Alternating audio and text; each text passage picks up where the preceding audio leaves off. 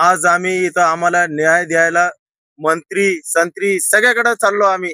आमदार खासदार इथले कोणतेही आमदार खासदार मंत्री सोडले नाही. खासदार घेऊन पुढे पर्यंत सगळ्यांकडे आम्ही गेलेलो आहोत, पण आम्हाला न्याय कोण देत नाही. ह्यो लय मोठा माणूस आहे असं म्हणतात. देवापेक्षा तर मोठा नसन. एवढे मंत्री संत्री याला भेटतात, म्हणजे या कामगाराला न्याय कोण देणार याचा प्रश्न पडलेला आहे. मग आम्हाला मतदान मागायला येतात मंत्री संत्री सगळे आमदार.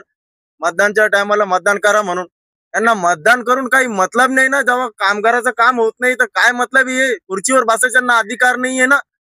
जेव्हा जनताचं हे काही करू शकत नाही तर यांना खुर्चीवर बी बसायचा अधिकार नाहीये. पालकमंत्र्यांना सगळे अधिकार आहे संजय सिरसाट यांना. पण त्यांनी काय सांगितलं? गेले मोठे सगळे हे आपण नाही करू शकत. हे अतुल सावेला सांगितलं ते करतील म्हणे. अतुल सावे म्हणतो मी नांदेडला येऊ राहिलो, बघतो करू. काय करणार आहे? मेल्यावर करणार आहे का काम? असा प्रश्न पडला ना. पावसाचे दिवस. पावसा पाण्याचा दिवस आहे. इथं आम्ही रात्र बेरात्र आमचे लेकरं बाळ सोडून इथं बसलेलं. आमच्या घरात धान्य नाहीये. काय करणार आहे आम्ही? इथं 12वा दिवस लागला येऊ. काय करणार आहे? तुमची मागणी मान्य न झाल्यास पुढचे टोकाचे पाऊल कोणते? तीव्र आंदोलनाचा इशारा देऊन टाकू. मग काय करते? बंद करायला पाहिजे कंपनी. सरकारने बी याचा निर्णय घ्यायला पाहिजे, दखल घ्यायला पाहिजे. बातम्या पाहतात, काही त्याचं हे करत नाही. आमच्याकडे मीडिया येत नाही, याच्या पैशावर हे झालेली आहे. एपीपी माझा येत नाही, साम टीव्ही येत नाही, एमसीएन वाले येत नाही. काय अन्याय केला आम्ही 34 जणांनी? बाकीच्याला काम आहे आणि 34 जणांनाच काम नाही यांच्याकडं. हे कोणती हे 300-400 वर्कर आहे. गाड्या पाहा तुम्ही इथं किती. फक्त 34 जणांवरच उपासमारीची वेळ आणली यांनी. अन्याय केला. कारण काय होतं? कारण काहीच नव्हतं. कारण काय होतं? हे म्हणते बिझनेस नाही. यांच्यासाठी बिझनेस आहे. 34 जणांना बिझनेस नाही यांच्याकडे. यांना ड्युटी नाही 34 जणांना. बाकीच्याला फेसबुकवर ऍड आहे. किती वर्षापासून करत होते काम? ती आम्ही 15 वर्षापासून इथे ड्युटी करतो आम्ही.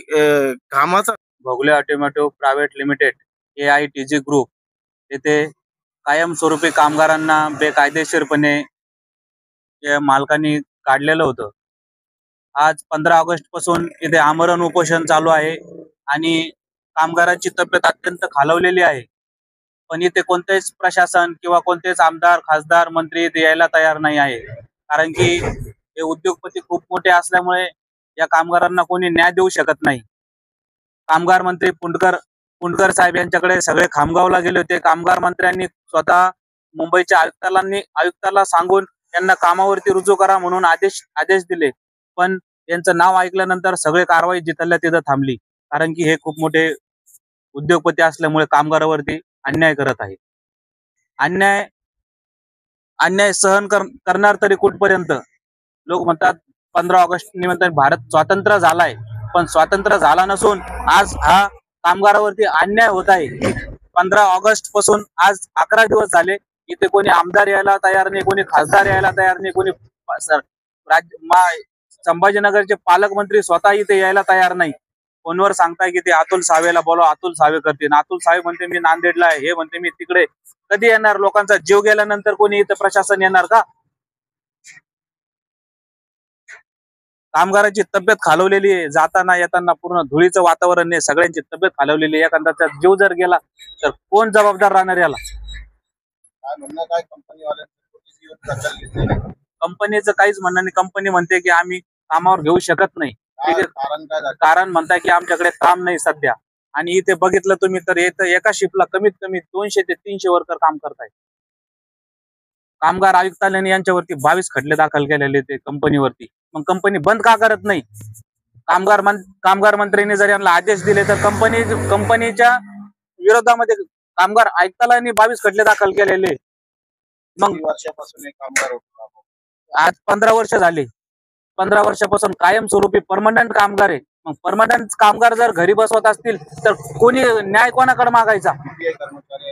आता 34 कर्मचाऱ्यांना काढलेलं आहे कामावरून.